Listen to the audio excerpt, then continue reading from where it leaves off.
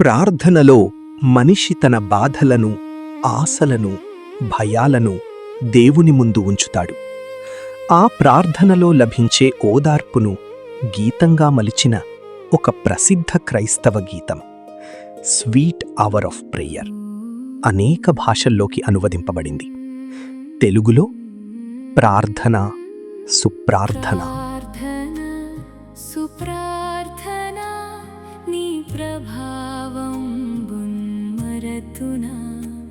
మూడు తరాలు గడిచాయి. దాదాపు 2 శతాబ్దాల కాలం గడిచింది.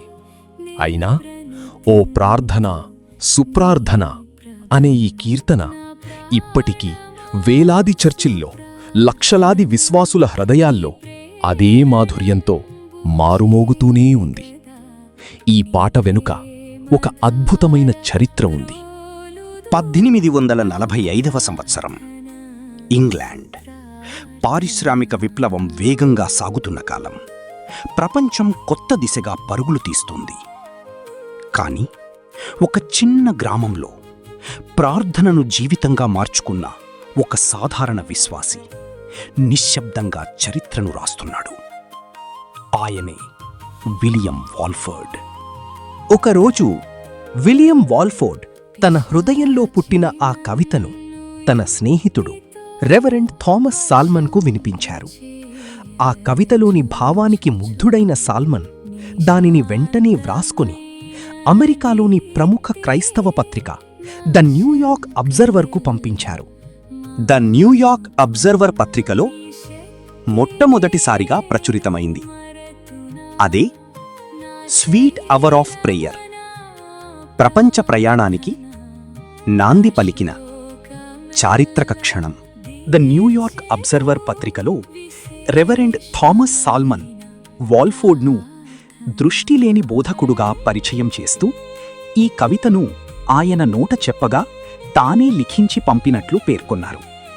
ప్రస్తుతం లభ్యమవుతున్న చారిత్రక ఆధారాల్లో ఇదే అత్యంత ముఖ్యమైన ప్రాథమిక సాక్ష్యం. ఆయన జీవితానికి సంబంధించిన పూర్తి ఆధారాలు, అలాగే ఈ గీతం యొక్క ఖచ్చితమైన రచయిత ఎవరో నిర్ధారించే ప్రాథమిక ఆధారాలు పూర్తిగా లేవు. 1861వ సంవత్సరం ఆ కవిత ఒక గొప్ప సంగీతకారుడి చేతికి చేరింది. ఆయన పేరు విలియం బి. బ్రాడ్బరీ. ఆ పదాల్లోని ఆత్మీయతను ఆయన ఒక మధురమైన బాణీగా మలిచారు. ఆ క్షణం నుంచే స్వీట్ అవర్ ఆఫ్ ప్రేయర్ ఒక కవితగా మాత్రమే కాదు, ప్రపంచవ్యాప్తంగా ఆలపించబడే అమర కీర్తనగా మారింది. సముద్రాలను దాటి, ఖండాలను దాటి ఈ అమర కీర్తన భారతదేశానికి చేరుకుంది. కాలక్రమంలో తెలుగు క్రైస్తవ సంఘాల్లో ఓ ప్రార్థన, సుప్రార్థన అనే మధురమైన రూపంలో ఆలపించబడసాగింది. అయితే ఈ కీర్తన తెలుగు విశ్వాసుల హృదయాల్లో చిరస్థాయిగా నిలిచిపోయింది. ఈ కీర్తనలో ఒక పదం ప్రత్యేకంగా మన దృష్టిని ఆకర్షిస్తుంది: సుప్రార్థన. ఈ పదం సు అనే సంస్కృత ఉపసర్గ, ప్రార్థన అనే పదం కలయిక. సు అంటే శ్రేష్టమైనది, మంగళకరమైనది, ఉత్తమమైనది. అందుకే సుప్రార్థన అంటే దేవునికి ప్రీతికరమైన, శ్రేష్టమైన ప్రార్థన.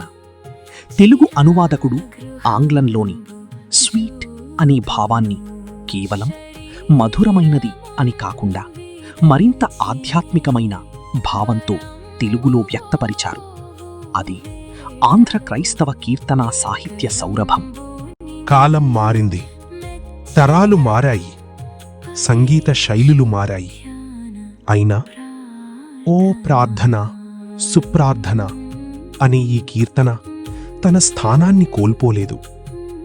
తెలుగు క్రైస్తవ కుటుంబాల్లో ఉదయ ప్రార్థనల్లో, సాయంకాల ఆరాధనల్లో, చర్చి ఆరాధనల్లో, పెళ్లి వేడుకల్లో ఇప్పటికీ అదే భక్తితో, అదే గౌరవంతో ఆలపించబడుతోంది.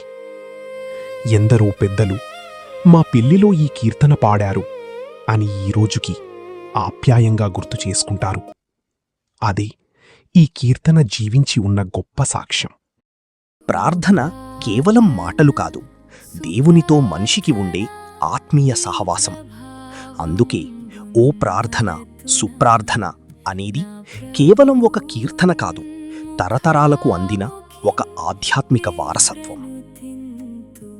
నీ ప్రభన్ నా ప్రా